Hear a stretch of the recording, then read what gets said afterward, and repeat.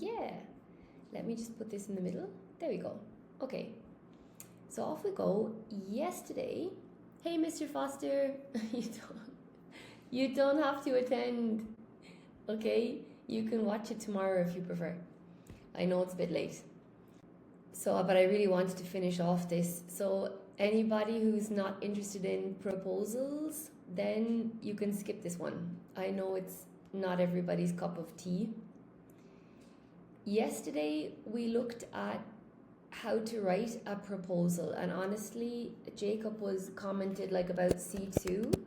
A lot of the skills are the same and a lot of the vocabulary is the same, so I'm just going to put C2 here as well. Why we would want to write a proposal: it could be for an exam, or it could be for working or presenting in English. If you're involved in sales, marketing, or other persuasive situations, it's really useful. Meetings and decision making, knowing how to create a proposal or use persuasive language is super useful. If you're asking for money, resources, or approval, doing interviews, solving problems professionally. So we went through yesterday what is a proposal. That's in the video. It's on YouTube, on YT now. You can find it on YT if you haven't seen it. It's just the same name as TikTok, English with Vikki. Understand the task before writing, we spoke about. The register that you should use, so it should be formal. Some people say semi-formal, but really I think it should be as formal as you can get it. We don't use language, common colloquial language is a no-no for proposals. Your proposal must have a title or a heading, and then it needs to have subtitles or subheadings, okay? The first one is always the introduction. Then you need to use subheadings. This is an example we went through yesterday. So you have your title, then you have your introduction, you give the current situation, the proposed improvements, organization of the event, expected benefits, and then you must have your conclusion. And I mentioned to you yesterday that you cannot mention any new ideas in your conclusion. You can only mention things that you explicitly mentioned in the previous paragraphs.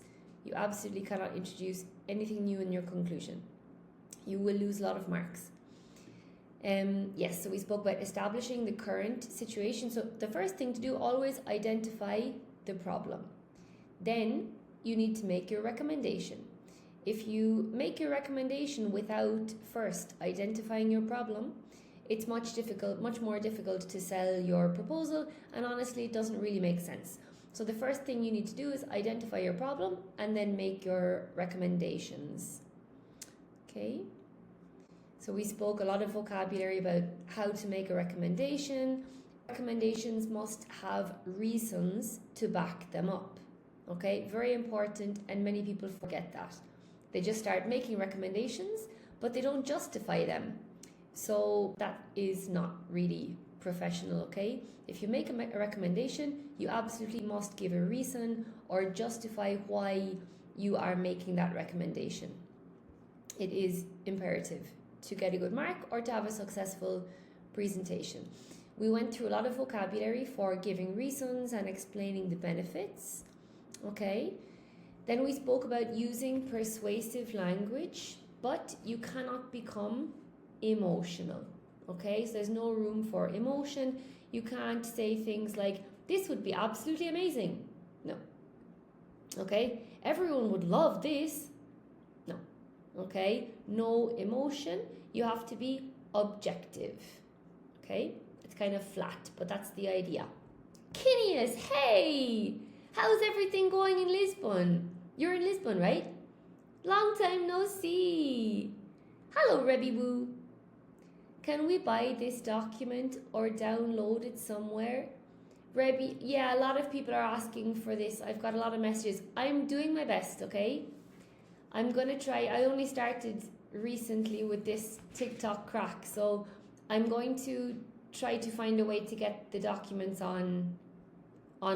They're on YT, okay? Hey Manu, what's the difference between saying anybody, anyone? Anybody is American, so it's slightly more informal. Anyone is more British. Same for somebody, someone. But nowadays everybody is mixing them in and out. Okay? But generally anybody is a little bit less formal, it's more American. Alright, Kinias, Poland. I thought you were in Portugal. You're in Poland. Poland is getting back to studying with you. Poland. I thought you were in Lisbon. No, Kinias, I thought you were in Portugal. You're in Poland. Yeah?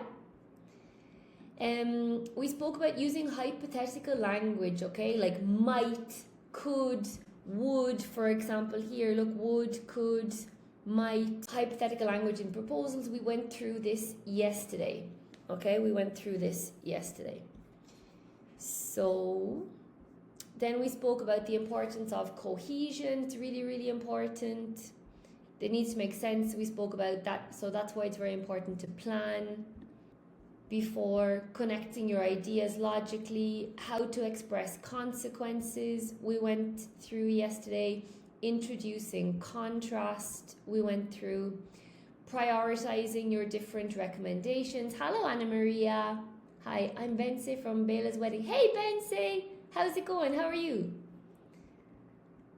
I think you were on holidays. Were you on holidays? I think I just saw on Petra's Facebook that you guys were on. Were you on holidays? I think.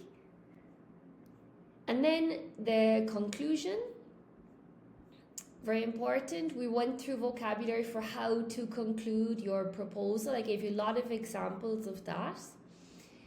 I gave you a strong structure for your proposal, how you can upgrade to level C1 or C2.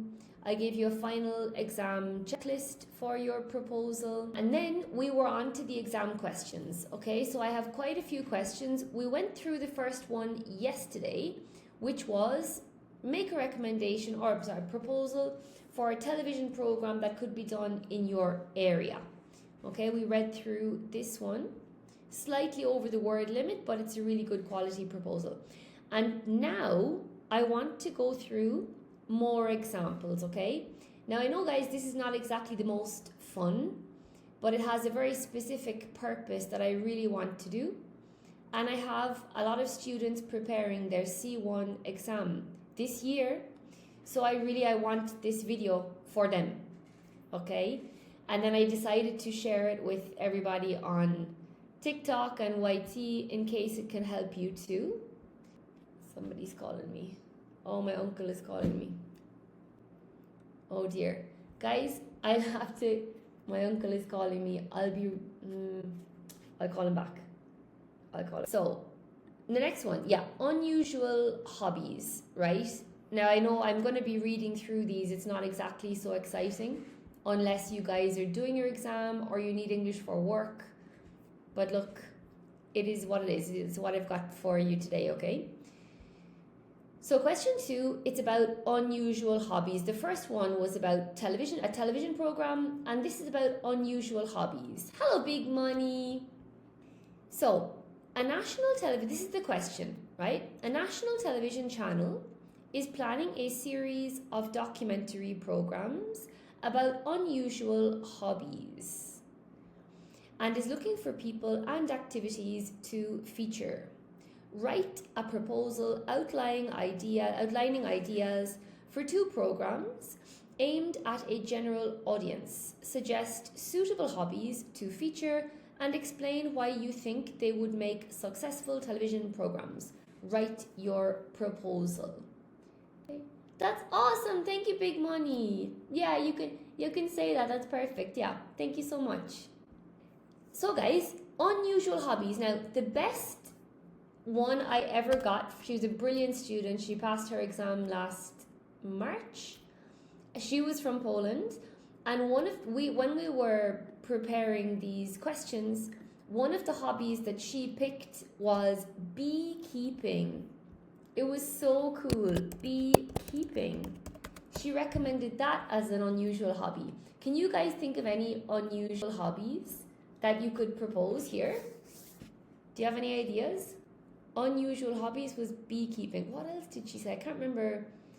As David Beckham, like David Beckham. Yeah, like David Beckham, exactly. Beekeeping. And she had another one as well, I can't remember right now. But the beekeeping really stuck with me. Keep means own. She owns bees. Yeah, she keeps them, like takes care of them, feeds them. Well, she doesn't, but she used it as an example in her proposal. Do you know what I mean? She used it as an example in her proposal. Another one I guess you could say would be Lego. I know a guy who does a lot of Lego, so don't bother say sorry, don't say sorry. She owns bees and she keeps them, she feeds them to get the honey. Yeah. Keeping chickens, I guess. You could be another one. Do you guys know any other unusual hobbies that we could say we could put in here? So if one could be beekeeping. Any more? Looks after bees, yeah. Boxing, okay, that's a cool hobby. It's unusual. Boxing, really good for stress release. Running marathons, is that unusual? Yeah. We're in Italy now, but at the beginning of the month, we were in Croatia. Yeah, it was really good. So maybe like, oh yeah, okay, Vinci, so okay, it was really good. You were in Croatia, awesome. You're in Italy now, that's so cool. Karaoke, that's a really good one. They do that in Korea a lot, don't they? Yeah, so it's quite a few. So you have to think of two that are unusual. And the proposal then is, this is the title, Proposal for a Documentary Series on Unusual Hobbies. So a really basic title. And then your first one's always going to be your introduction. Subtitle is introduction. So the purpose of this proposal is to suggest two unusual hobbies which could be featured in a new documentary series. In order to appeal to the general audience, priority should be given to activities which are visually engaging while also providing an opportunity to explore the motivations and lifestyles of the people involved. Okay? Yeah, guys, you've got some more ideas. Collecting shells, yeah. I love that one. I got a beautiful shell from the beach yesterday, no, the day before yesterday. It was gorgeous, it was orange. It was really beautiful. I wanted to send you guys a picture. Picking up litter. Yeah, picking up litter. Exactly. There's actually a picking a litter group where I live. They go to the local areas and pick up litter. Ice skating. Nice. Yeah. Brilliant, guys. Good job. Okay, so the first example, and you literally just put the title as what it is. Okay, which is urban exploration. So this is the first one I picked for this example. That is so kind of your community. Good. Yeah, they have a group. I'm actually in the group. I've never gone, though. But there is a group. Hello, Cassia. Falconry. Whoa, that's amazing. Guys, you guys have the idea. I've never heard of that one. Love that. That's so good. I think that's going to be one of my new favorites, eh? Falconry. That's so cool. Yeah, super cool. I know another word ending in re called archery. Yeah. Awesome.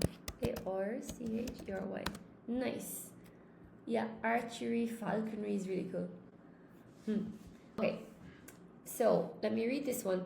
One suggestion would be, there's your modal, would be to devote an episode to urban exploration, an activity in which enthusiasts explore abandoned buildings and other forgotten spaces.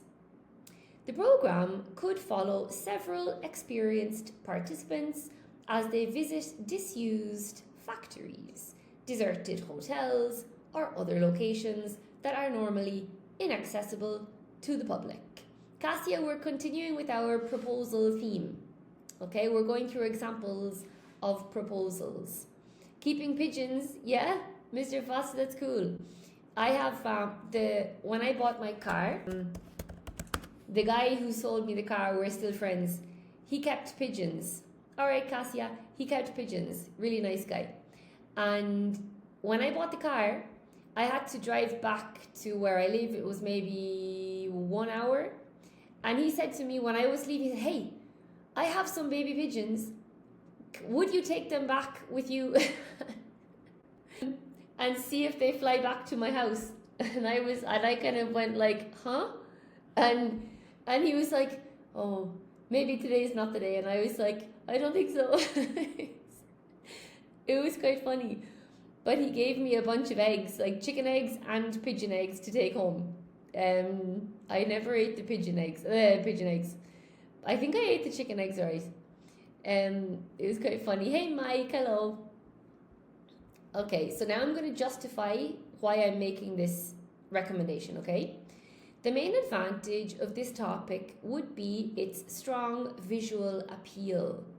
Furthermore, the program could investigate what motivates people to pursue such an unconventional hobby and discuss the historical significance of the places they explore.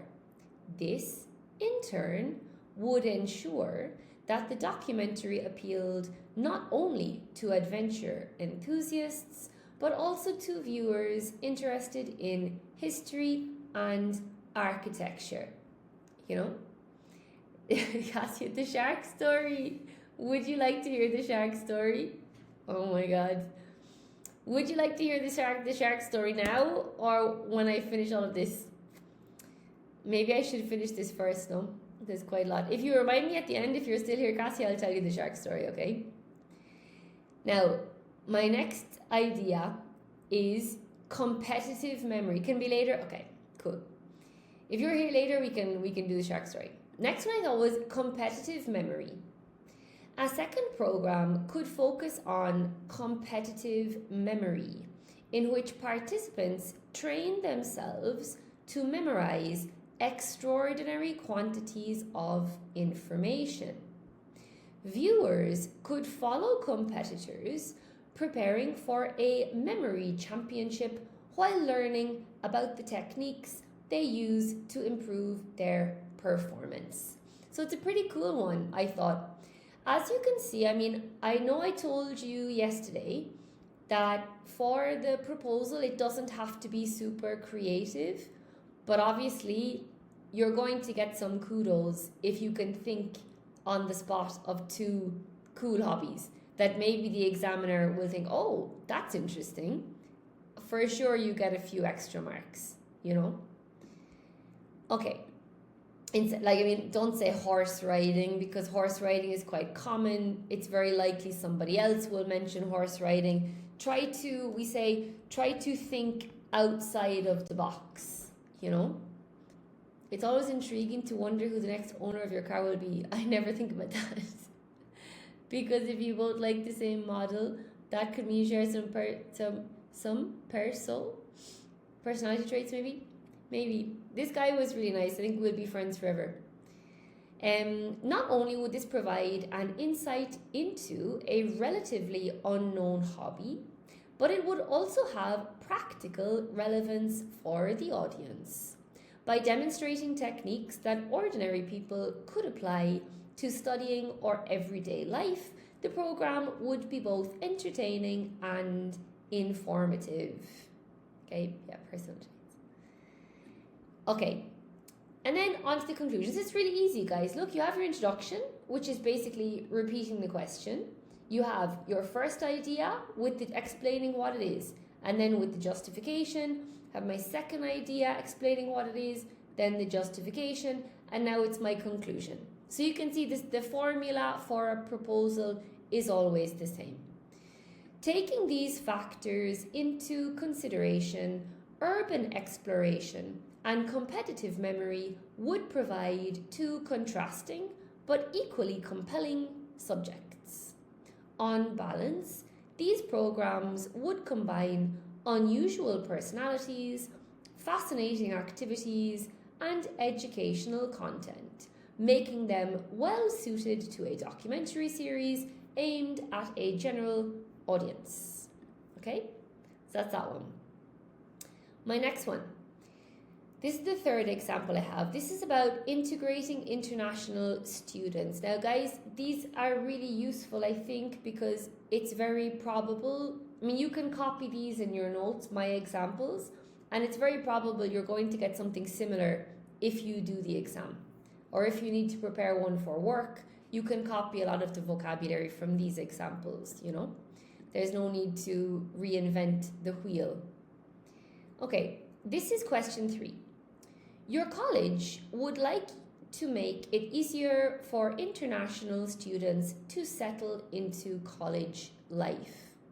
Write a proposal suggesting ways of improving the range of social activities available and the support provided by student advisors. Explain how your recommendations would help new students integrate successfully. Write your proposal. So again, title, big title, and they're super easy. Proposal for integrating international students. It's just, you get a lot of marks. If you forget the title, it's very, very bad. But then the title can be super easy. First subtitle, introduction. Always introduction. Nothing new here. And then the purpose of this proposal is to, always the same. C1, C2, always the same. Is to recommend ways of helping international students settle into college life more successfully. Just repeating the question, basically.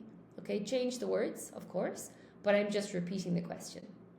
Hello, Lamai. What's cracking today? Everything's okay. You really like American pronunciation? I, Nini, Shinai, Shinal? I don't know what this is. Particular attention should be given to expanding the range of social activities available and providing more personalized support for student advisors. Okay? First idea. My title, a more inclusive social program.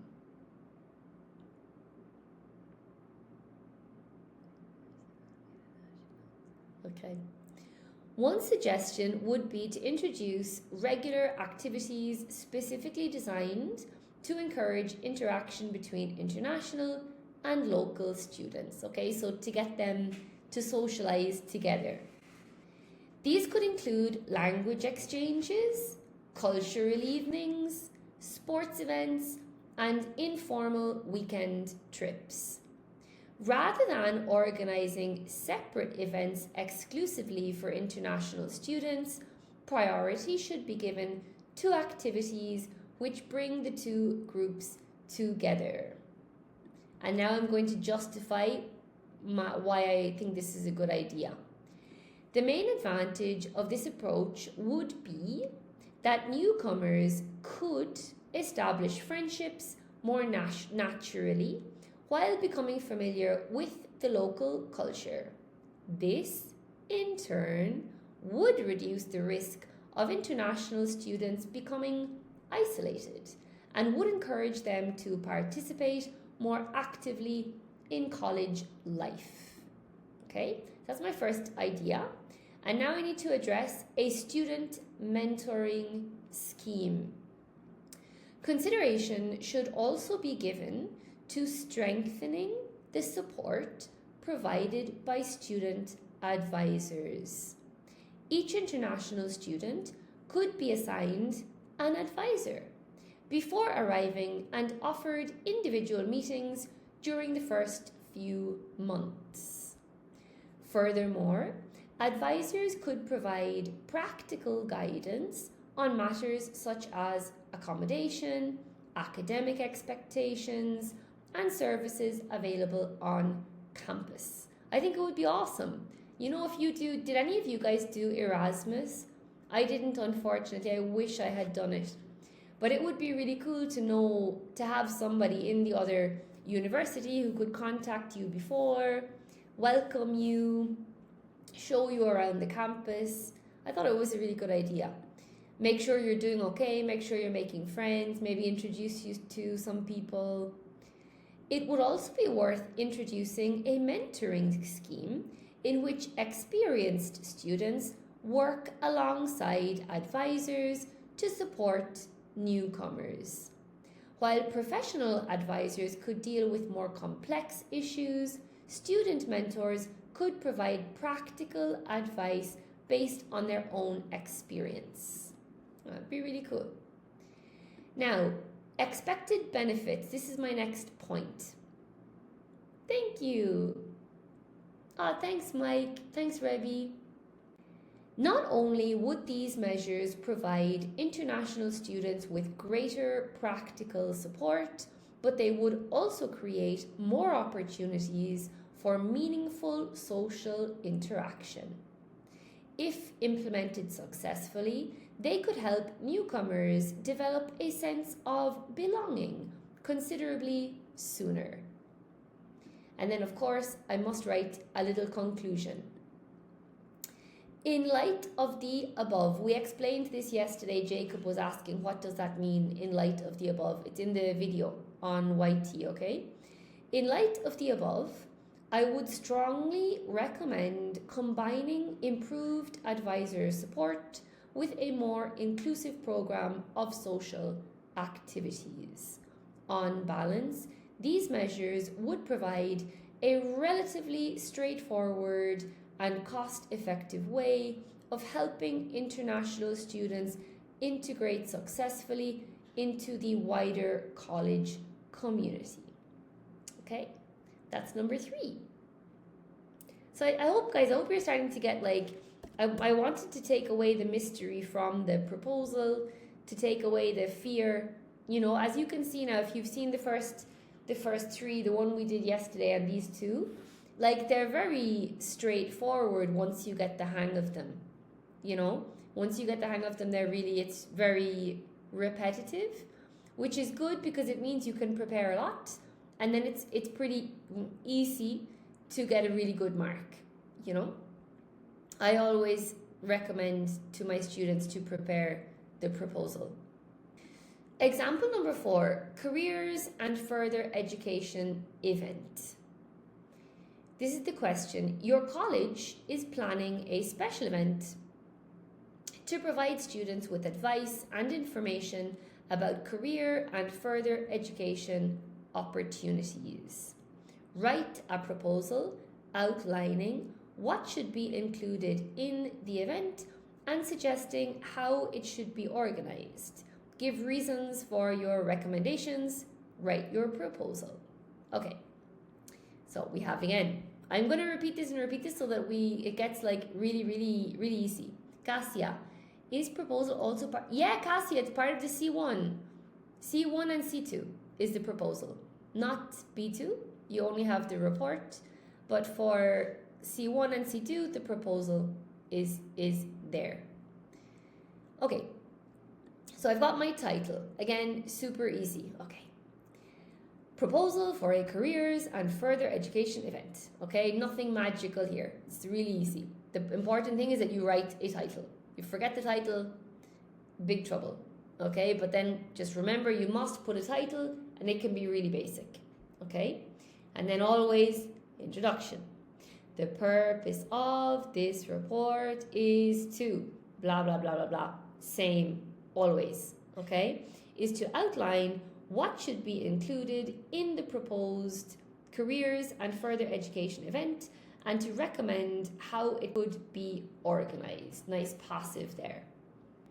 The main objective should be to provide students with practical information while giving them direct access to professionals and educational institutions. Of course, here is only English for you. Network issue sentences. I'm by Nuru. Okay. Being good at something in English. Okay. Yeah. So, the first point, what the event should include.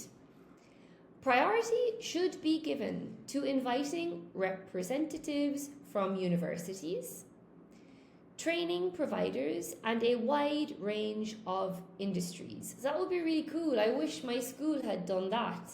had brought people from different disciplines, no? Maybe like a stall with some dentists, some lawyers, some nurses, some speech and language therapists, some economists, some computer programmers, and we could go around and speak to all of them, you know. That would have been awesome. At least in my school we didn't have anything like that. Rather than simply distributing information, these representatives could give short presentations outlining entry requirements, career prospects, and the qualifications needed for particular professions. Justification. It would also be worth including practical workshops on writing CVs, preparing for interviews, and completing university applications.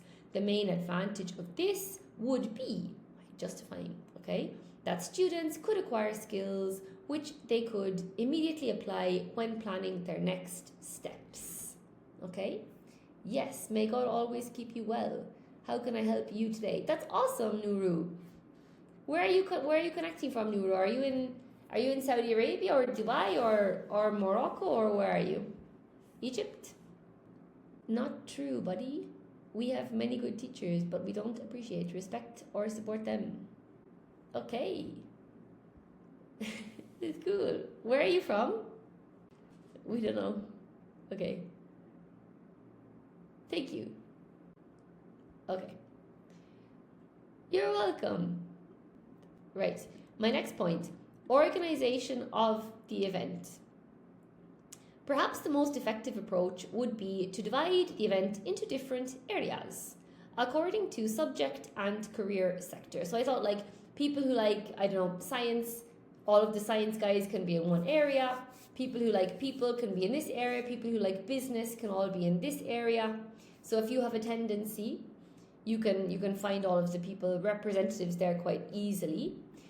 Reason, this would enable students to identify the organizations most relevant to their interests without wasting time searching for information. Furthermore, a program of short talks could be scheduled throughout the day, with students registering in advance for those they wish to attend. By doing so, justification, by doing so, the college could prevent overcrowding while ensuring that everyone has an opportunity to participate. We're using ensuring a lot. We studied this. We spoke about ensuring a lot. Here is that message. A Rohingya language for you. I'm not sure what that means. Hello, Bing. Nice to meet you too. Where are you writing from? Are you in China? Yes, ensure, make sure. Okay. Next point, individual guidance. Consideration should also be given to providing short individual appointments with career advisors. Students who remain uncertain about their future could discuss their options privately and receive advice tailored to their circumstances. This would have the added benefit of supporting those who may feel overwhelmed by the range of opportunities available. Bing, where are you from, Vikki? I'm from Ireland. I had a student called Bing Bing. So I did. Yes. We've got now everybody who watches the videos, we're all down with ensure, right? Ensure, reassure. Guerrera threw one in today, she wrote ensure in the comments, and I thought, oh my goodness, I'm gonna confuse everybody again. And reassure. Anyway, in conclusion, in light of the above, I would strongly recommend always the same. Jacob, hello! Everything's okay. Today I was looking at some new C2 material for September. I haven't bought new stuff yet, but I was looking. Bing is from North Celebes. My goodness, guys, I thought my geography was good until I started coming on TikTok, and you guys are telling me all these countries that I don't know. Where's that? Ah, it's in Indonesia. Oh my goodness. Bing is there, guys. if you want to check. That's where he is. That's North Celebes. I did not know that. That's really cool. That's awesome, Bing. I did not know about this country. Or I know Indonesia, but I've never been to Indonesia, so I didn't know about the North Celebes. That's really cool. Awesome. Nuru, I love teachers with all my heart. Oh, cool. And I love my mom and dad too. I don't love anyone else like that. That's awesome, Nuru. That's really cool. Okay. In light of the above, I would strongly recommend combining information stands, practical workshops, and individual guidance within a clearly structured program. If these recommendations were implemented, the event would not only inform students about the opportunities available, but also enable them to make more confident and well-informed decisions about their future. Okay? Mr. Foster, you may consider Destination C1 and C2 textbook such a brilliant fundamental learning. Yeah, Destination. I don't know if that's the one that I saw today, I'm not sure. Bing, are you an English teacher? No, Bing, I'm a Japanese teacher. Japanese teacher. Here. Nuru, knowing English is not such a big value. The value is understand. Okay. Okay. Question number 5.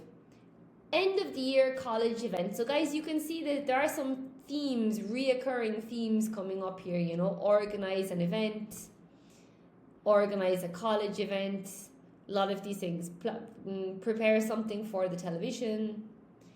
So every year your college, Bing, I'm being sarcastic, Bing. I'm not really a Japanese teacher. I'm an English teacher, Bing, okay? I'm an English teacher. I was joking. Nuru, in English, the letter E is used the most in English. Yes, is it really? I didn't know that. Okay, every year your college holds an end of year event for all students and has invited proposals for this year's event. Write a proposal explaining any problems with last year's event, suggesting activities for this year, and giving reasons to support your recommendations. Okay, Bing, write your proposal. So again, we have the title, really easy title. Look, proposal for this year's end of year college event. Okay, no magic there. Hello, Amelia. How's it going? Happy Saturday. So first subtitle, introduction. The purpose of this report is to, says always the same, okay, is to identify the main shortcomings of last year's end of year event and suggest activities which could make this year's celebration more enjoyable and inclusive. Particular attention should be given to providing greater variety and encouraging wider student participation. Nuru, you are welcome. Glad to be of assistance. Yeah, awesome. Nuru, where are you from? You haven't told us where you are from. Where are you from, Nuru? Okay, first point, right? There's my title. Problems with last year's event. So guys, you can see no magic with the proposal. It's very objective, very clear, very clean cut. There's no colourful language, just straight to the point. Problems with last year's event. Although last year's event was generally well attended, the range of activities available was relatively limited. Most of the entertainment centred around live music, meaning that students who were less interested in this had few alternatives. Furthermore, long queues developed around the food and refreshment areas, which prevented many students from fully enjoying the event. Mr. Foster, Nuru is a Japanese term that means slippery or smooth. Aye, so is Nuru, but he says Nuru Salam. Isn't Salam Arabic? I'm by Nuru Salam. I think it's Arabic, no? I think. Next point, a wider range of activities. Again, like really easy title, subtitle, guys. The point is you need to have subtitles, subheadings rather, but then they don't have to be interesting. Okay, a range of activities, that's all. One suggestion would be to divide the venue into several areas, offering different forms of entertainment. In addition to live music, consideration should be given to organising team competitions, interactive games, and a photography area where students could take pictures with their classmates. Not only would this cater for a wider range of interests, but it would also encourage students who do not normally socialise together to interact. A particularly effective measure would be to ask students to vote in advance for the activities they would most like to see included. Okay? From originally Myanmar. Yeah, you're from Myanmar. Wow. Thank you. You're welcome, Nuru. I think you're the first person that we have from Myanmar, Burmese. That's so cool. I was in the north of Thailand, so I was near the border with Myanmar. It's a beautiful area. Hang on, let me check. Yeah, I was here. So this is Myanmar, and I was here. So I was really near the border with Myanmar. There, yeah. I know that, yes, I was here, and you are here in Myanmar.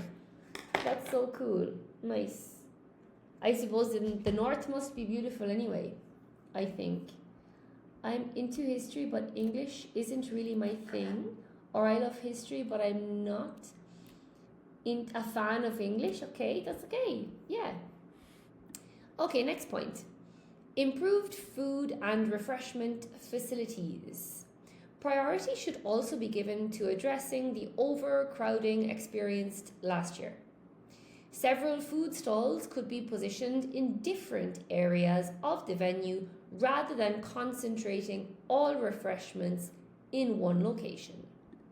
Justification. While this would involve some additional expenditure, it would significantly reduce waiting times. Furthermore, inviting several local food businesses to participate could provide students with a greater variety of affordable options. Conclusion. In light of the above, I would strongly recommend introducing a broader program of activities and reorganizing the food and refreshment facilities if these recommendations were implemented. This year's event would be considerably more inclusive, efficient, and enjoyable for the student body as a whole. Okay? Question number 6. You say here, Nuru, I'm here to help with stuff like answering questions, planning trips, chatting, and all that. That's awesome. Cool. I'll definitely go back to Thailand, I think, at some point in the future. Thailand is really awesome. I think I told you guys before, it blew my mind, Thailand. I had very low expectations, no expectations really. I was invited to go, so I went. I had no expectations and it was incredible. Okay, question 6, improving language learning facilities. Your college has decided to invest some money in improving the facilities available to students learning foreign languages. Write a proposal describing the facilities that most urgently need improvement and recommending how the available money should be spent. Give reasons for your recommendations. Write your proposal. So here's your title. Big title, so proposal for improving language learning facilities. Introduction, always the same, okay? That's cool, Nuru, awesome. Okay, the purpose of this proposal is to Identify the language learning facilities most urgently in need of improvement and recommend how the available funding should be allocated. Priority should be given to modernising the existing language laboratory and creating more opportunities for students to practice speaking independently. Okay? So, first point, modernising the language laboratory. At present, and I'm going to identify the problem. At present, much of the equipment in the language laboratory is outdated, and the limited number of functioning computers means that students cannot always participate fully in listening and pronunciation activities. Okay, so I've identified now the problem.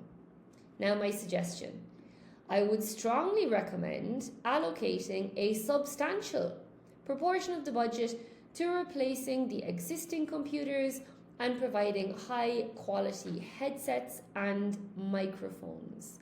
This would enable students to work with authentic audio and video material while also recording and evaluating their own spoken language. Furthermore, the equipment could be used across several language courses, ensuring that the investment benefited as many students as possible. Okay, Nuru, I'm familiar with English, grammar, history, and several other languages, subjects. I understand. That's awesome. Mom, it is my best. Congratulations and appreciation to you, your achievements and success. Thank you so much, Nuru. That's really nice. Okay, next point. Creating speaking areas. Another measure worth considering would be the creation of small spaces specifically designed for conversation practice. At present, students wishing to practice speaking outside class have few suitable places in which to do so. Justification.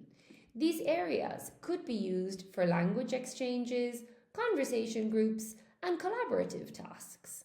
The main advantage of this would be that students could use the languages they are studying in a more spontaneous and communicative environment.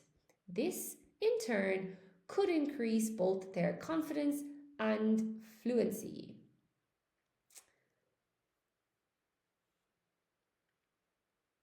Okay. Next point. Access to digital resources. Consideration should also be given to purchasing subscriptions to high-quality language learning platforms and digital publications. By doing so, the college could provide students with access to authentic material outside normal teaching hours without requiring significant additional space. Conclusion. Taking all these factors into consideration, priority should be given to modernising the language laboratory, while the remaining funds should be used to improve opportunities for independent speaking practice and access to digital resources. On balance, these measures would provide the greatest long-term benefit to language students while making effective use of the available budget. So you can see here, guys, we've read now like 6 of these, and you can see like they're super repetitive. So it's really, really easy to prepare for your exam. You know, I strongly recommend, if you're doing this exam, I strongly recommend preparing the proposal. Okay, question 7. Extending college dining facilities. Your college would like to extend the facilities available for students to eat during the day. Write a proposal outlining the existing facilities, explaining why they need to be extended, and recommending ways in which they could be improved for all students. Write your proposal. So we need to outline the existing facilities, explain why they need to be extended, and recommend in which ways they could be improved for all students. So it's really easy to see your 3 points there. Nuru, Mom, your English is already very good here. I just cleaned it up a little for you so it flows. Okay. I listen to your voice, not carefully. May God accept every word from your heart. That's awesome. I'm into history meaning. I like English. I enjoy learning English. Example, I'm into English. That's fantastic, Nuru. Good job. Nuru's on fire, guys. That's super. Well done. Okay. So we have our title, Proposal for Extending College Dining Facilities. Hello, Clipzone. Introduction. The purpose of this proposal is to assess the dining facilities currently available to students and recommend ways in which they could be extended. Particular attention should be given to increasing seating capacity, reducing congestion, and providing a wider range of affordable food options. I'm good, thank you, Clipzone. How are you? Okay, the current facilities. At present, students rely primarily on, guys, this is a really nice one. Look, putting in your adverb in between there, rely on, really bumps it up, doesn't it? Awesome, I'm glad Clipzone, good to hear it. At present, students rely primarily on the main canteen, which provides both hot meals and lighter refreshments. Although the facilities are generally adequate outside peak hours, there is insufficient seating to accommodate demand at lunchtime. Consequently, students frequently have to queue for considerable periods or eat elsewhere. The limited range of food available is another issue, particularly for students with specific dietary requirements. Okay, my next point, increasing capacity. Okay. Priority should therefore be given to extending the existing seating area. If sufficient funding were available, an adjoining room could be converted into an additional dining space. Introducing more outdoor seating would also be worth considering, particularly during warmer months. Justification. The main advantage of these measures would be a significant reduction in overcrowding.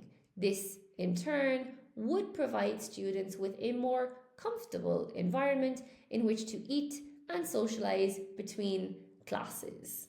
Okay, awesome. I'm glad you like it, Bing. That's cool. Okay, next one. Improving the range of foods. A particularly effective measure would be to invite several local food businesses to operate small stalls on campus during the busiest periods. I'm really proud of this idea, by the way. Okay, I really like this one. Inviting local businesses to come to the school at lunchtime to operate small stands. I thought that was a really good one. This would increase the variety of meals available while reducing pressure on the main canteen.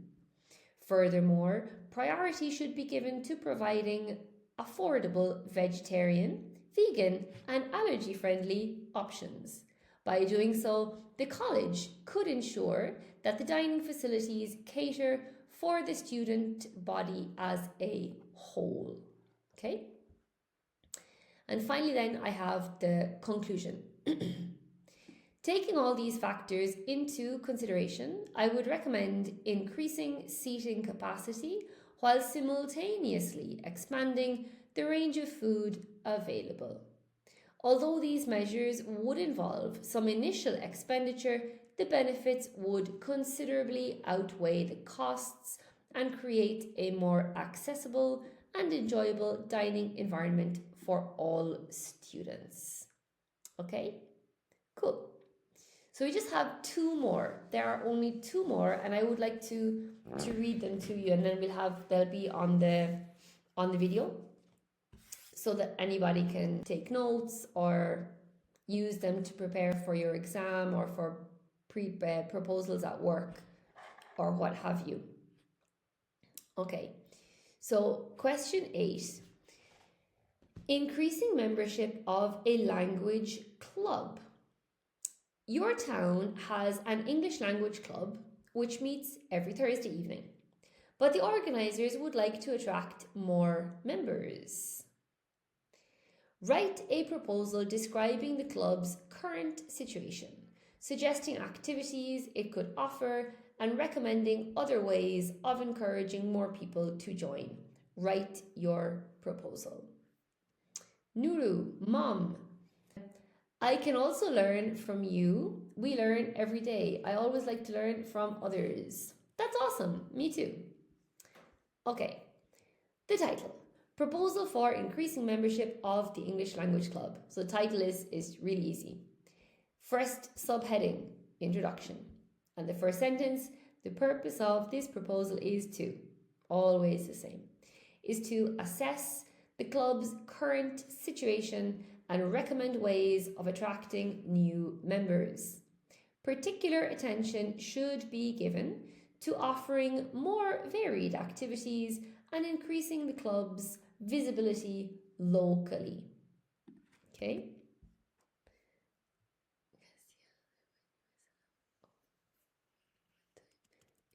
On your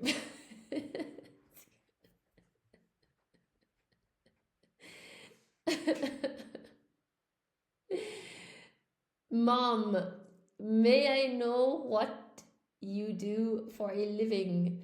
Me, I know what you do for a living. May I know what do I do for a living? I'm resisting the urge now to be sarcastic. Would you believe, Nuru, this will be a surprise for you. I'm a teacher. Nuru. I'm an English teacher, actually. Are you surprised? I've seen anything like this before. Vikki is chatting with a chatbot. Doesn't he hear? Mr. Foster, is he really a chatbot? Sí, habla español, clips on. ¿Hablas español too? He's not a chatbot, is he?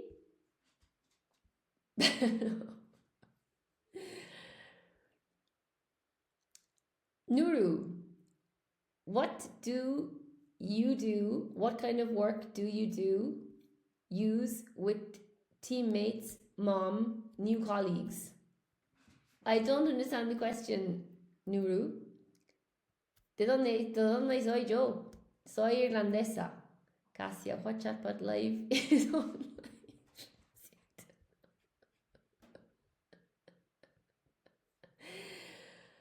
Oh, guys, I don't know. Ok, so, Clipzone. ¿Y tú eres español también? ¿O de Sudamérica? Okay. The current situation. So, the club currently meets every Thursday and provides an informal environment in which members can practice English. However, attendance remains relatively low, and repeating a similar format each week may limit its appeal to people with different interests and language levels. Okay? Colombia, qué guay, qué chulo. I hope your family was okay with the earthquake. I know you guys had a really bad earthquake in Colombia. It was, yeah, big shock. First Venezuela and then Colombia. Okay, a more varied program. One suggestion would be to introduce themed evenings such as debates, quizzes, film discussions, book clubs, and cultural events. Occasional guest speakers could also give short talks followed by group discussions. Not only would this provide more varied opportunities to practice English, but it could also attract people who might not initially be interested in a traditional conversation club. I thought that was really cool. Okay. Then, attracting new members. Priority should also be given to promoting the club through libraries, language schools, local community groups, and social media. Offering a free introductory session would enable potential members to experience the club before committing to regular attendance. It would also be worth encouraging existing members to bring a friend to selected events.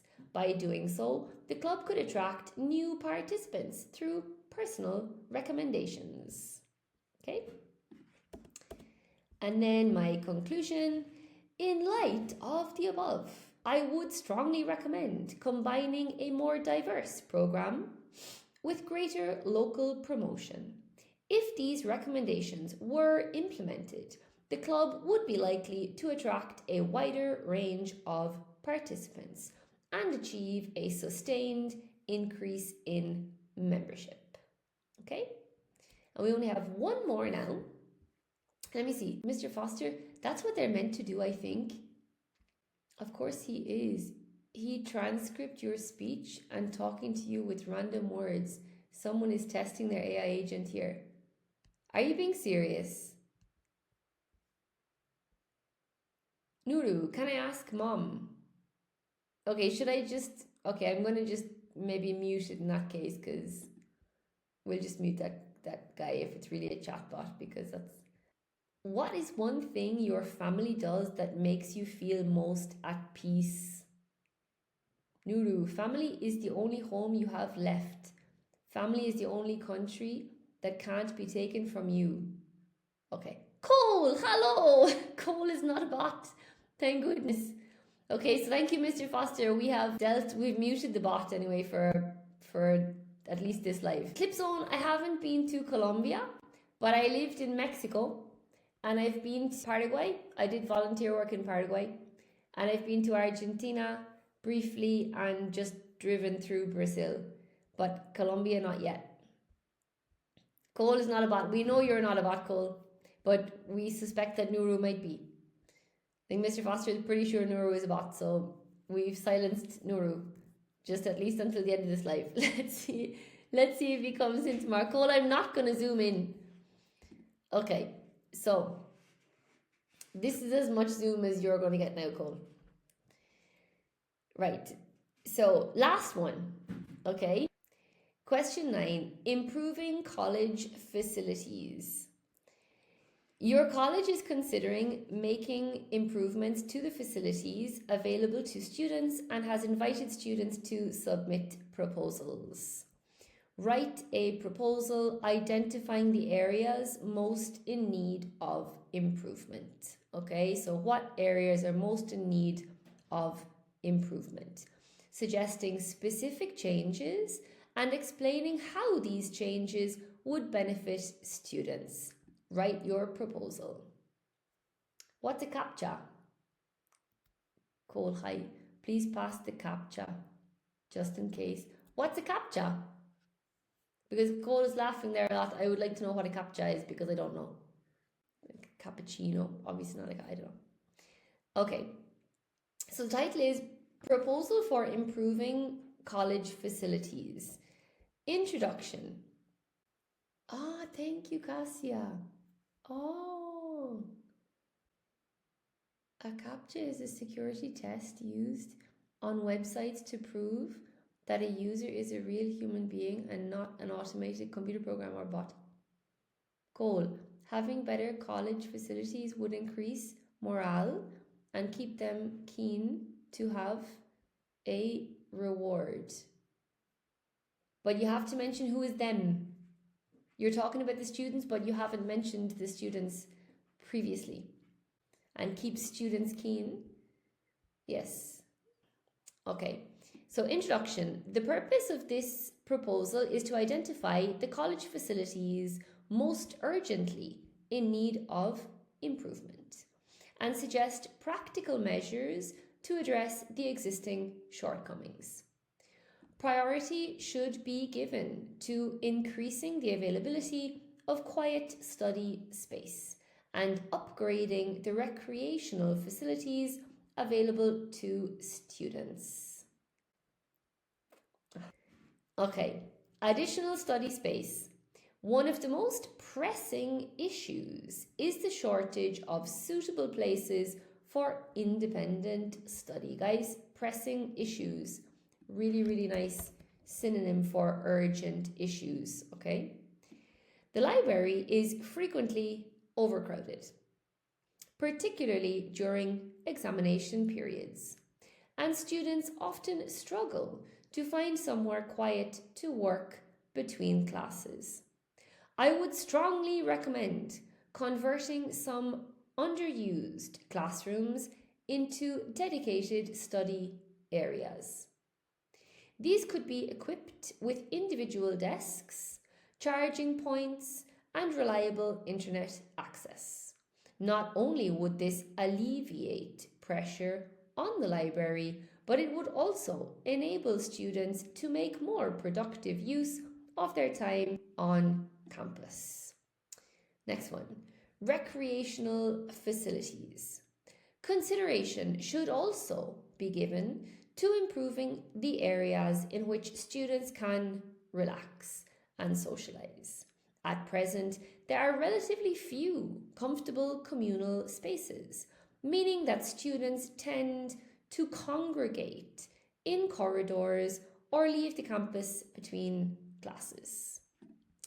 Creating a dedicated common room with comfortable seating and basic refreshment facilities would provide students with an appropriate place to socialize.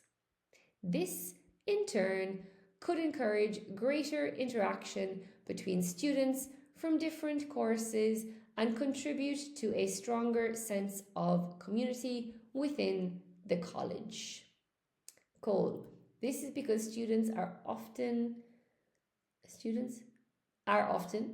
cramming last minute to get work done before the deadline. This is true. Nice use of cramming. A communal space also gives the students a sense of belonging. Absolutely, totally, yeah. Love that. Communal space, guys, is a really nice word. Yeah, here it is. Communal spaces. Okay, next one is outdoor areas. Should sufficient funding be available, it would also be worth improving the college's outdoor spaces by providing additional seating and sheltered areas. This would allow students to use these facilities throughout more of the academic year rather than exclusively during favourable weather. Okay? Then you'll notice, guys, that I have gone from the most important one to the second most important and then to the third most important. So I always go in order with the top priority first. Okay? So much you give me a class. Oh, awesome, Colt. Okay. Your message gave me the push, honestly. Okay, conclusion. Taking all these factors into consideration, priority should be given to increasing study space and improving communal areas. These recommendations were implemented. If these recommendations were implemented, students would benefit from a more practical, comfortable, and welcoming environment in which to study, relax, and interact with one another. Okay? Cool. We say this is a high priority, like emails, how they'd be filtered by high priority. Absolutely, yeah. Okay. Now, so that's all of the examples. Okay, well done. If you've listened to all 9 of them, I think those examples, like if you prepare something like those before your exam and you memorize them, then you should be able to do a pretty good proposal. Now, after looking at the last 9 questions, we can see that there are some very strong patterns. This is useful because you can learn a relatively small number of proposal skills and apply them to almost any of these questions. I always recommend preparing the proposal because if you learn the structure and the vocabulary, it's quite easy to prepare before the exam and ensure a good mark in this section if the proposal comes up and you understand the question. Obviously, in the writing part 2, you have 3 options. One of them could be a proposal. When you read, so if you say, oh, I've got a proposal, yes, I can do the proposal, you must read the question, because it's possible that you're going to read the question and you're not going to understand some of the vocabulary. Do not do a question if you don't understand the vocabulary. Okay? This is a caveat here. So, some common themes for the proposal. Number one, improving something, okay, that already exists. This is probably the strongest recurrent theme. Improving college facilities, improving language learning facilities, improving dining facilities, improving social activities, improving an existing annual event. So these are all very common themes. The candidate normally needs to identify a weakness and propose a practical improvement. Not a bot, no. Cool. What is all of this about? Bots tonight? I'm so out of the loop. You are out of the loop. You're totally out of the loop. You missed the party completely. Nuru had us running around in circles there for a while until Mr. Foster mentioned that he was testing a bot. So, and I used Guerrera's technique of muting. I feel a bit guilty about muting the poor guy, but honestly, I don't know, if it really was a bot. Number two, organizing an event, right? This is second reoccurring theme. Program or activity, several tasks involve planning something. Planning a career event, an end of year event, planning a television program, social activities, language clubs. So candidates need language for practical organization. For example, the event could be divided into, priority should be given to, it would be advisable to provide, one possible approach would be. Third one, attracting or engaging people. Many of the proposals are ultimately about getting people interested or involved. For example, attracting television viewers, attracting new club members, helping international students participate, encouraging students to attend activities, making facilities more appealing. Okay? So they're just some things there, guys, you can use to prepare before your exam if you're doing the exam. Useful recurring concepts: appeal to, attract, encourage participation, increase engagement, raise awareness, generate interest, cater for, meet the needs of. Call to gauge interest on activities. You could provide surveys and polls. Yeah, you could, totally. Number four, identifying a problem or shortcoming. A proposal very often starts with something that is not working properly or particularly well. The tasks ask candidates to consider things such as problems with last year's event, inadequate facilities, insufficient provision, or low membership, difficulties experienced by students, okay? So this creates a very common C1 proposal pattern. You have a current problem, proposed solution, justification, and the expected benefit. Common requests in the instructions. Across all the tasks, the candidate is repeatedly being asked to do four things. One, outline or describe the current situation. Currently, the facilities available are relatively limited. At present, students have access to. One of the principal shortcomings of the current system is. Secondly, suggest or recommend something. Okay, you can use sentences like, I would strongly recommend. One measure worth considering would be. I love this one. Priority should be given to. It would be advisable to.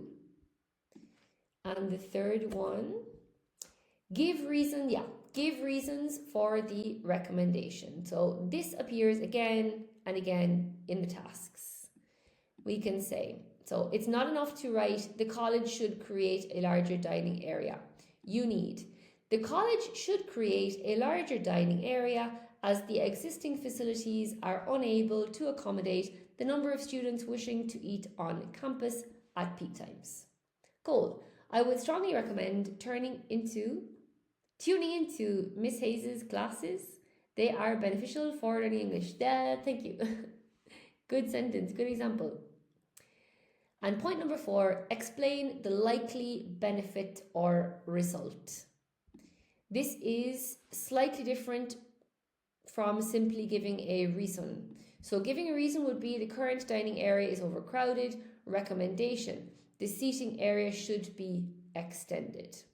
And the result, this would enable more students to remain on campus at lunchtime and would considerably reduce overcrowding. Okay, so your formula would be problem, recommendation, reason, and then the result that you're going to get. Other important commonalities. The proposals are overwhelmingly future focused. Even when you discuss the present situation or a past problem, the main purpose is to decide what should happen next. So that's a big difference from the report. You did a report in B2, there's also a report in C1, but when you do a report, it's focused on something that happened in the past.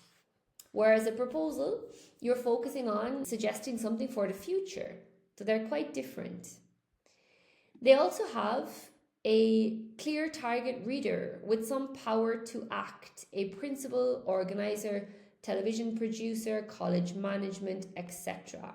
You are therefore not merely expressing an opinion, you are trying to persuade someone to implement your ideas. Shouldn't reason stand before the recommendation? No, you're giving the reason. No, you give the reason. Yeah. No, it depends on how you answer it. It's true. Sometimes in one paragraph you can have the problem and your recommendation, and then in the next paragraph the problem and the recommendation, but also you'd have problem and reason. So sometimes you can move them around a little bit depending on how you. I hear the reason is kind of in for your instead of the conclusion. It depends a bit how you structure it. But yeah, because it would be problem, solution, justification, recommendation, reasons for the recommendation. You see, you have to, that's also like a justification of your recommendation after. The recommendations also need to be practical. So for example, the college should completely rebuild the campus is less convincing than a realistic targeted recommendation with a clear benefit. Another major commonality is prioritization. You often cannot recommend everything, so strong proposals distinguish between what would merely be desirable and what should be a priority, and going in order of priority. So of greatest importance would be priority should be given to the most pressing issue is. Okay, so they are very important. While both measures would be beneficial, the former should take precedence. Finally, almost every task lends itself naturally to headings. The exact headings change according to the question, but the underlying organization is remarkably consistent. So you would have something like introduction, current situation, problems, recommendations, proposed changes, expected benefits or reasons for those recommendations,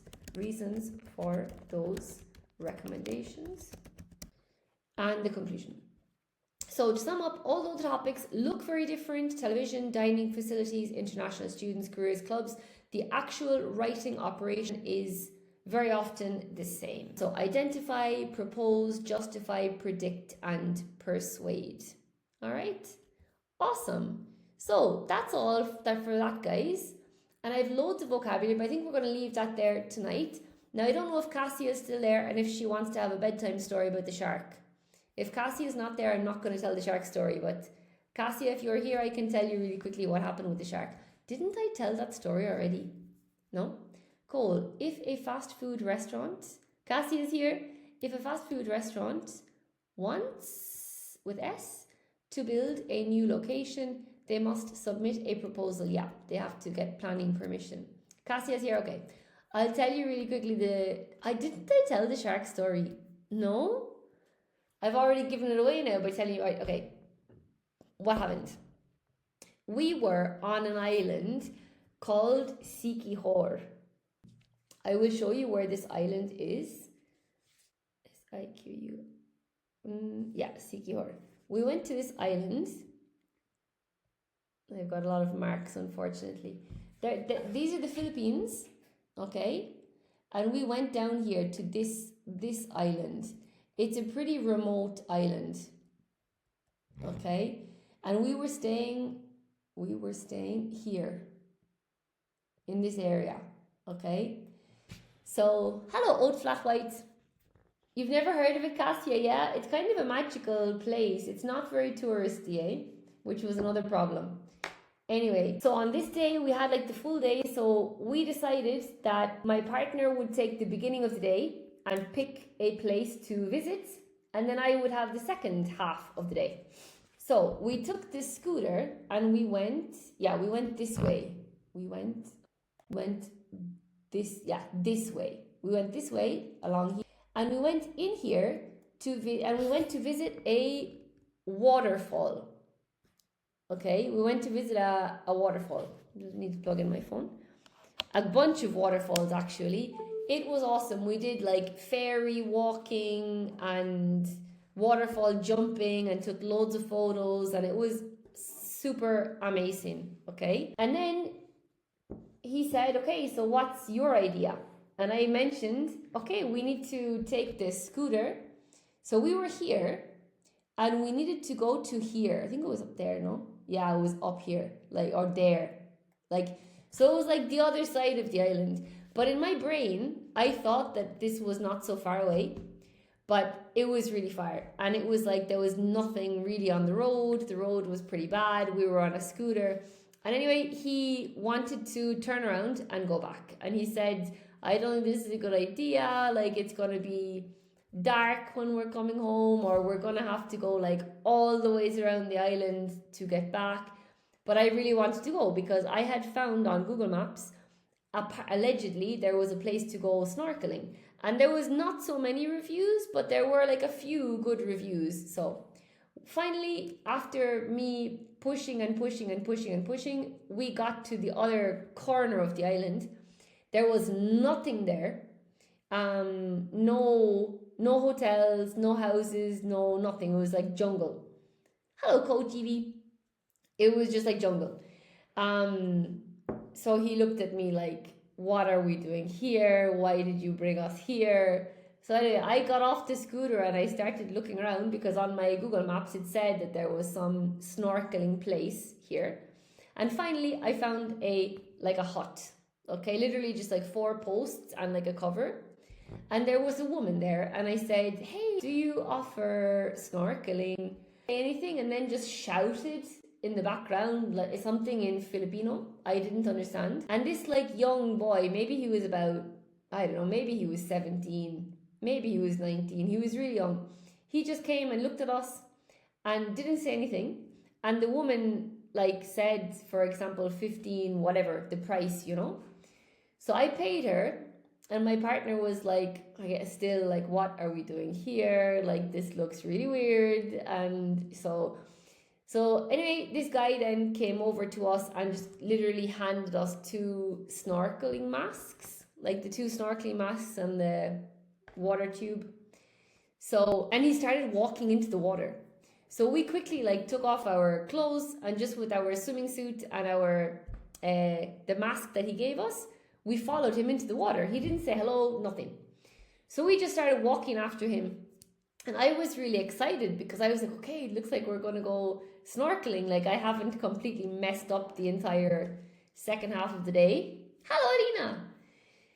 So we're going into the water and my partner said, I saw, you know, when you go snorkeling, you see a big board which shows you what fish or what species you can see in here. So he said to me, I was in front, like walking after or trying to get after this guy, our guide, and he said to me, on this board, I saw a shark. And I was like, oh, for fuck's sake. I was like, yeah, whatever. Like, no, you didn't. He's always joking. So I thought he was joking or just wanting to think of another excuse not to go snorkeling in this place. So I was like, yeah, whatever. So there is, sharks. So anyway, we continued after this guy. We went out, we went out very far. We saw like giant clams. It was incredible. That was like, then we saw a few more like couples with just like one guide here and there, maybe like 2 or 3 groups of like 2 people and a guide. Maybe we saw 2. And then one of them said like, oh my God, we saw a barracuda. And I was like, and I didn't realize barracudas are very dangerous, but I didn't realize that at the time. So we kept walking and it was incredible. But our guide just like swam and swam and swam, and the current was really strong. So there was a really big, luckily it was coming in, the tide was coming in, but it was a hard, so we were like swimming against the current. The water got quite deep. It was like, I think it could have been like 20 or 30 meters. It was pretty deep. We saw turtles, tons of fish. It was like the best snorkeling experience ever. And our guide was really good at like pointing at things and showing us things and this. So finally we got out really far, and the guide was like, okay, it's time to go back. So I was like, okay, we're a bit tired now. We've like swam like for a kilometer, so let's turn back. So we just turned around. We're under the water, like just snorkeling as we're checking, like just had turned. We're really far out, really far away from shore. And suddenly if any of you don't do snorkeling or diving, there are symbols for different fish. I don't know them. I love snorkeling, but I don't know the symbols, okay? So maybe like this one I think is the clownfish. Like this one, no? It's for like the Nemo, the one that looks like Nemo. So if you're under the water and your friend, your buddy does like this, it means they can see like a Nemo. And then you go, oh, okay, where's Nemo? And maybe if someone does like this, it's maybe an octopus. So all of the different species of fish, they have like a special sign, because obviously under the water you can't speak. So you need to have these signs so that you can tell the people in your group or your buddy what you saw. So we're under the water snorkeling, and suddenly the guide like grabs me by the arm and starts doing like this, and he's like frantic, and I'm like looking at him like, okay, we have to see something very interesting. And he just starts doing like this. And I'm like, oh fuck, I like that symbol can only mean one species, you know? It was a halohairo. It was a shark. And it was very, very bad. I was too afraid I froze completely in the water. I was too afraid to move. I literally felt all the blood rushing to my heart.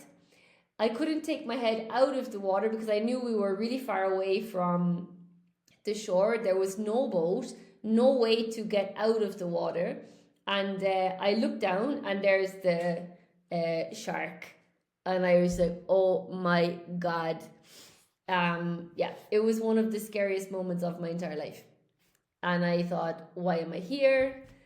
There's nothing I can do. He's going to bite me. Yeah, it was very bad. I was so scared.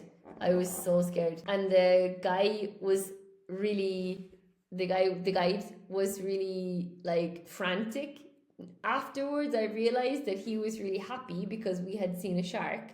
So a lot of people want to see sharks, but I was not prepared to see a shark. And I think if I had known that there were sharks in there, I don't think I would have gone in. You know, it was really scary. It was a black tip reef shark. Now there are black tip sharks out in the open sea, which are really, really big. But the black tip reef sharks are smaller. Maybe he was like, I don't know, 2 meters, but it was big enough for me, you know. And at the time, I did not know that they didn't typically bite humans. So it was really scary. Anyway, I kept did you panic? Like I was frozen. I was petrified, absolutely petrified. But I was afraid to take my head out of the water because then I couldn't see him, and I wanted to keep like watching where he was. So I was just like watching him swimming there. And then I did, like, in my brain, I thought, if I start splashing or freaking out, it's more likely that he's going to come here faster and bite me. You know, I'm afraid of sharks. I don't like sharks. I never have. You know, I think they're so scary. So scary. I have total respect for sharks, and I don't need to be near a shark in open water. For me, it's fine. I will look from the boat or from the aquarium. I do not need to be in the water with a shark. So anyway, so then we kept swimming. I could move. I couldn't move for a while. I couldn't speak. And we were just watching the shark, and the guide left us there just watching the shark. So finally we started swimming back towards the shore, but we were really far away, you know. And then we saw another shark. And the guy then wasn't as excited, you know. He just again was you know, on the, and he was like, and I was like, oh my shark. But I wasn't so bad that time. This one was a bit closer. He wasn't so far down, and I was a bit calmer at that point because there was nothing I could do. There's just nothing I could do. There was nobody there, and there was no way to get out of the water. So, just yeah. And then it took us a while to get back in. So when we got out, I just couldn't believe it. I still can't believe it. When I think about it, it's quite scary. So that was the shark story. That was what happened with the shark. Yeah, I mean, if you said to me now, Vikki, go back to this place and go back into the water, I think it would be difficult for me to go back in. It was really scary, you know. Mr. Foster, the tourists are here. Let's get the couple of cents out of them. That's probably what the Filipino guy thought. Yeah. Coach Evie, the dynamic of the live tonight was proposals, Evie. Hey, Hyro, good to see you. What English skill? We were doing proposals, Hyro. Yeah, Mr. Foster, really scary stuff. Yeah, admiration, Cassie, I don't know. Admiration or stupidity? Leonardo, what are you talking about? We were talking about proposals and now we're talking about sharks. Hello, Amel. How did you get to shore? We swam. There was no other way to get back to shore. We just had to swim. This place, I don't know if I can get it up on my... Yeah, it was a sanctuary. This was the name of the place, look. This place. Tulapas Marine Sanctuary.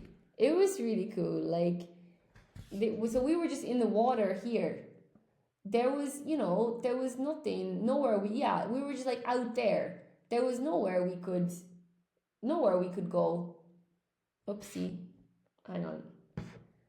There was nowhere to go. Yeah, this was it. This was the place. It was just like that. And this was the sign. Where's the shark? Yeah, look. This was the shark. But I hadn't seen this before we went in there. Yeah, there he is. He doesn't look very big here. He was bigger, okay? The ones we had this was the hut, literally, the place. But it was super cool. We saw a lot of stuff. Yeah, we were just swimming there like this. Starfish, clams, these are the giant clams, yeah. But we were somewhere out here, far, far, far out. You know? Yeah. It was a really cool place. Okay, now I'm looking at this, I can see that, okay, it was on the sign. Maybe if somebody had told me, Vikki, the black tip shark, they don't attack humans, XYZ, then maybe I would go back in. You know? Terrifying. The way it happened, it was terrifying. Maybe if I hadn't been so relieved to get into the water, then maybe I would have had more time and I would have looked at this thing and I would have asked some questions about the species inside there, but our guide didn't he wasn't very forthcoming with information either, so he was just really excited. And when we got out, he was like, oh, you guys were so lucky. We saw 2 sharks. We saw a barracuda. We saw the barracuda too, swimming. We saw 2 turtles, 2 or 3. So he said that we were so lucky. And I was like, okay, awesome. Yeah, that was it. It was pretty cool. You know, it was nice. All right. So maybe we'll call it a night, guys. We've been here for an hour and 40 minutes. Okay, it was really cool. Mr. Foster, the Red Sea is renowned, yeah, as one of the best places on earth for snorkeling. Yeah, one of my students, he's a marine engineer. He's in charge of building the marina for the line. Do you know the line in Saudi Arabia? And he has gone snorkeling and diving in the Red Sea a couple of times, and he told me about it. So I would definitely love to go diving in the or snorkeling, whatever, in the Red Sea. It would be really cool. Okay. All right, guys. So, yeah, we'll be back tomorrow. And I'm glad we've got proposals now more or less finished. I think between today's video and yesterday's video especially, you have some pretty good material there if you want to prepare for proposals for your exam or just proposals in general for work or whatever, you know? Okay. Awesome, guys. I'm going to love you and leave you so. I hope you, well, there's not much left now, but I hope you have a lovely night. And I'll see you tomorrow, please God. Okay. See?